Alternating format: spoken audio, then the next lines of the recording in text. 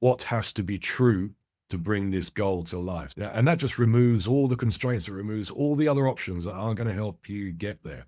So what initially seemed like an impossible goal can actually be quite real in the end. You go through that process, and regardless whether that hand has been dealt to you or whether you use it as a tool, right? We talked about that you set up a goal and say, hey, we want to do this in 3 years. What would have to be true in order for us to do it in one? Because that gets you to the point that gives you the filter and saying, well, doing this thing is actually not helping us to get there. So why do we do that, right? Why don't we just put it aside and focus only on the things that are moving us towards the goal? Welcome back to CardCast, the podcast where Milan and I choose a card. We deal a card at random from a pack of cards, just like this one. And we talk about the topic on the card. Let's shuffle the deck.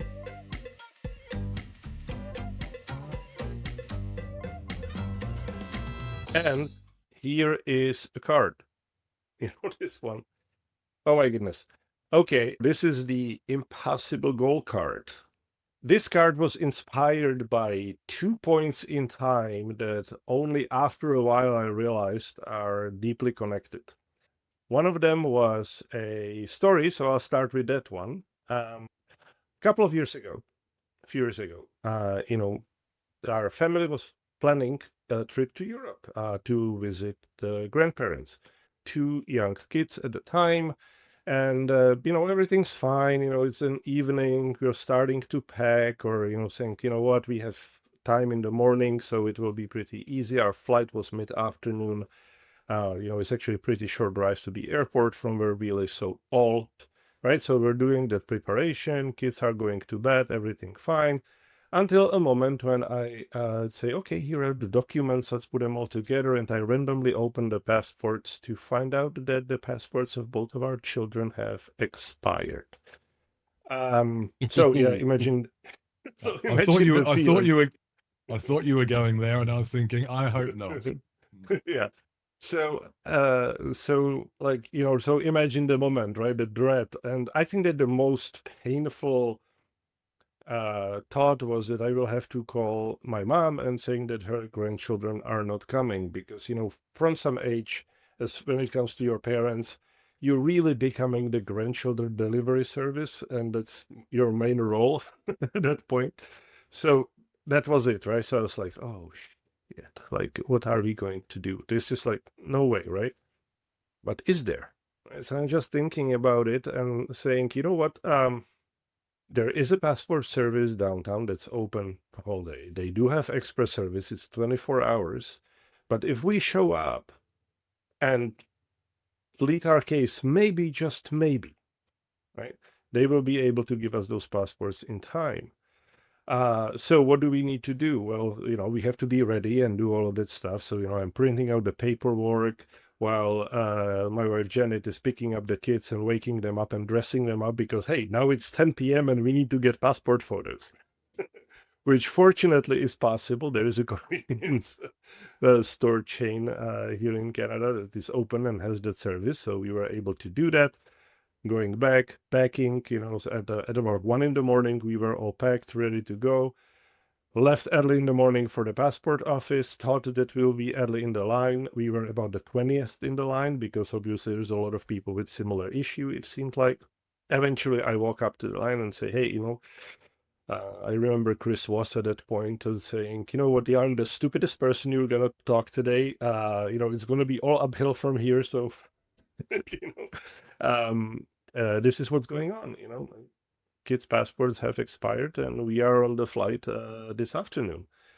And she's like, why didn't you come earlier? I said, well, because I'm an idiot. I thought we already covered that, but I'm here now.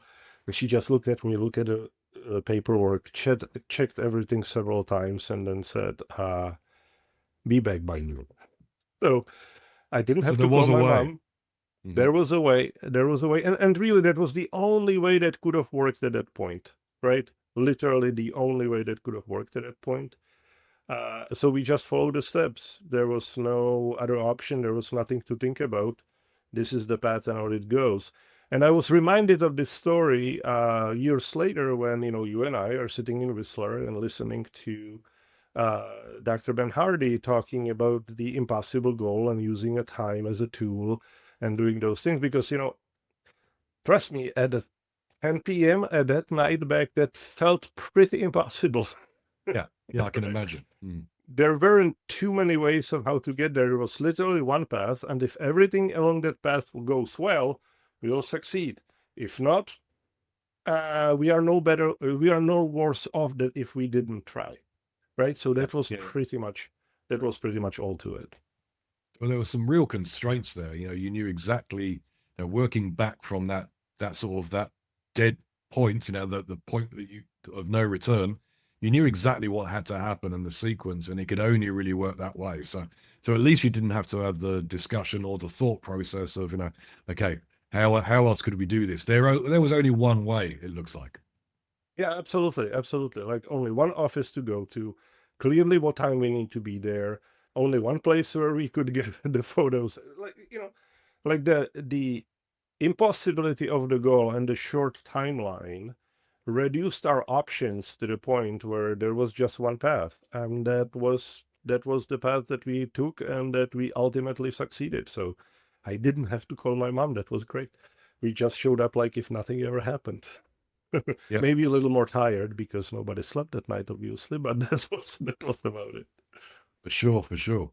And when Ben Hardy was telling us about this concept, he used the term impossible goal, and now the way he described it, as I recall, it's it's a couple of years ago now, was you set an impossible goal and then you work back from there, and the question is is what has to be true to bring this goal to life. So what are the things that have to be true?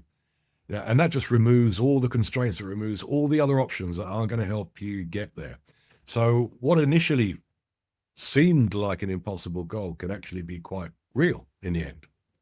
Yeah, you go through that process, and regardless whether that hand has been dealt to you or whether you use it as a tool, right? We talked about that you set up a goal and say, hey, we want to do this in 3 years. What would have to be true in order for us to do it in one? Because that gets you to the point that gives you the filter and say, well, doing this thing is actually not helping us to get there. So why do we do that, right? Why don't we just put it aside and focus only on the things that are moving us towards the goal? And Dr. Hardy was mentioning, hey, my goal is to write a whole bunch of books. So why would I be doing anything that is actually not writing more books? All right. Yeah. Why would I have a blog? Why would I have a consulting business? No, I just need to read. I just need to write things in order to do it in the short enough period of time. So that's it. Really, is the clarity of thoughts, the impossibility of the goal or impossibility of the timeline or combination thereof forces you to take and to then look at, and we talked about it in other episode about the, do not do list. Eliminate things that are really not on the path to your goal and making sure that you are giving the courtesy of your attention only to tasks and projects that are leading in that direction. There's another story from our coach community that is very, very similar. I recorded a podcast with Richard Bryan, another one of our colleagues, another metronomics coach, and he was at that session with Benjamin Hardy as well. And I'm not sure if you remember this, but it really struck me. Richard put his hand up to sort of talk about something that he had as a long-term goal, and now, I'm not going to go into details about it, but he'd set himself a 10-year goal to basically shed a lot of his commercial interests so that he could focus on what he really loved, which was coaching and his speaking engagements. So he told us about this 10-year goal, and then Ben Hardy said, well, why couldn't you do that in 3 years? And you could see Richard go, oh, that's a bit scary. I'm not too sure about that. So that's a lot to do in 3 years. And he talked it through, and then he said, yeah, okay, no, I think I could probably do it in 3 years. And then Ben said, well, why couldn't you do it in 1 year? And then there was another reaction, very, very similar. And cutting a relatively long story short, Richard actually ended up doing it in 1.5 years. So it wasn't 1 year, but it wasn't 10 years, and it wasn't 3 years. So he's now shed nearly all of his other interests, and he is solely focused on his coaching business and his speaking engagement business. So another I great believe he example. actually he contributed that story He to did. the Art of Scaling book, right? Yeah, Which yeah, is new one that Dr. Hardy told us about him writing. yeah. The science of scaling. Yeah. Yeah, Science of Scaling. That's Yeah. right. It's no, I remember, I remember that well. And obviously his story is much more impressive than mine. However, Oh, I don't know. the You still principles are managed the to get. same. You still managed to get to your destination in time. Yeah, exactly, Yeah, exactly. yeah. Within that context, it was a success. Uh, I think that So what is the difference between the two is that he self-imposed that timeline, yeah, which, it was given to me, but from that moment on, that principle is the same. What needs to be absolutely. Yeah. true in order for us to do that? And let's focus only on what needs to be true and we can control. That is what requires our attention, and that is what deserves our effort to actually get us to that point. And that's it. And sometimes that deadline doesn't have to be a true deadline. You can fabricate a deadline to galvanize action, and that Patrick Lencioni talks about this in Silos, Politics, and Turf Wars, one of his earlier books, which I absolutely love. I think it's an awesome book. And he uses the notion of a thematic goal. A group of leaders, a leadership team, they set a thematic goal and they impose an artificial deadline just to galvanize action. Now, everyone knows the deadline isn't real, but because they've all signed up to achieving the deadline, now through the mechanism of a thematic goal, it galvanizes action and brings it to life, even when it's not necessarily as urgent as that. And maybe it's sort of getting something out to market faster than anyone else. No, nothing's saying you've got to get this out to market quickly, but if you do, there's probably some benefits. So, a thematic goal is a really good way of making that sort of thing come to life.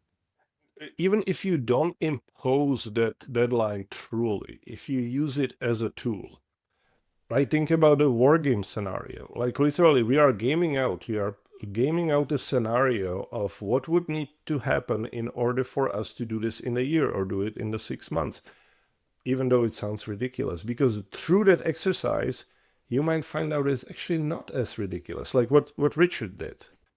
They say, you know what, I can do it in 3 years. Actually, there seems to be a path to do it in one.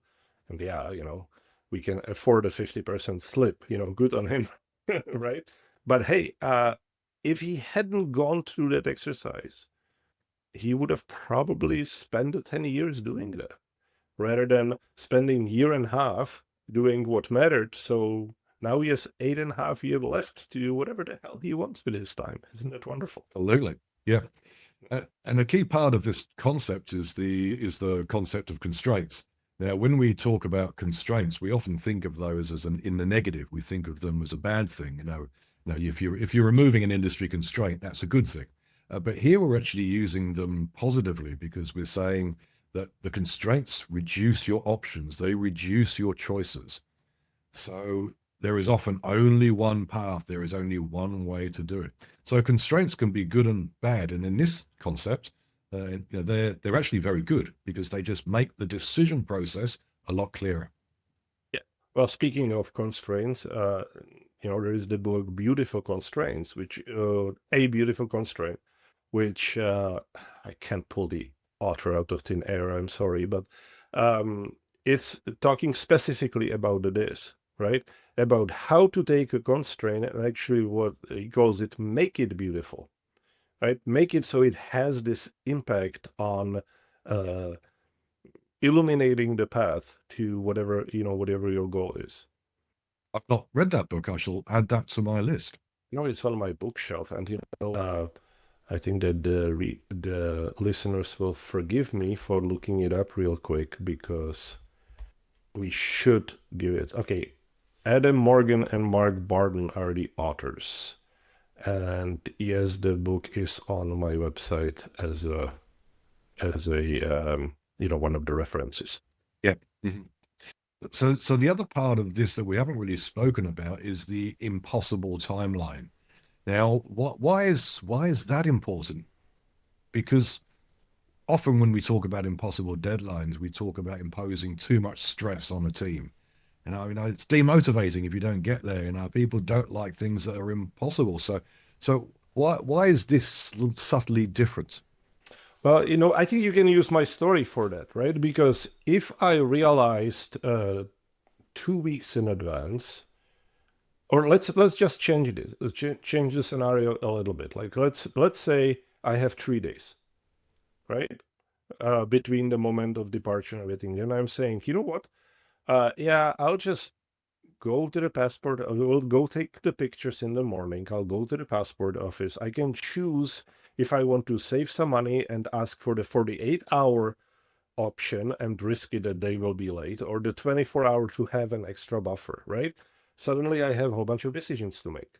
Now backpedal another week and suddenly I don't have to go all the way downtown to that one passport office. I can go to the one that is nearby. They don't have the 48-hour option, but they do have the 7-day option when they actually mail it to you. Great, right? Not only I am now effectively filling the time given to me with activity, and the task will be on my hand. Is the mail going to come in time? Can I rely on that? What is it that I'm going to do, right? Do I save money or not? Like suddenly I have all of these decisions to actually achieve the same goal. If I would say to myself, hey, I need to have that passport tomorrow afternoon, right?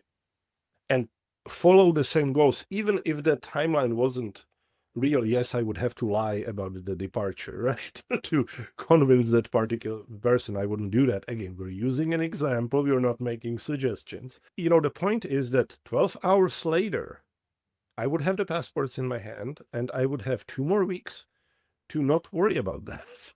And I could do something else with my time rather than spend time driving there and then and going back to pick it up and, doing all of those things. So I think that the timeline is critical because if you compress it, it really, really allows you to focus on the most efficient way of getting the desired result, which, if for nothing else, if it has no other impact, it just leaves you with a whole bunch of other time to create additional value or whatever it is you want, even if it's just to kick back and relax.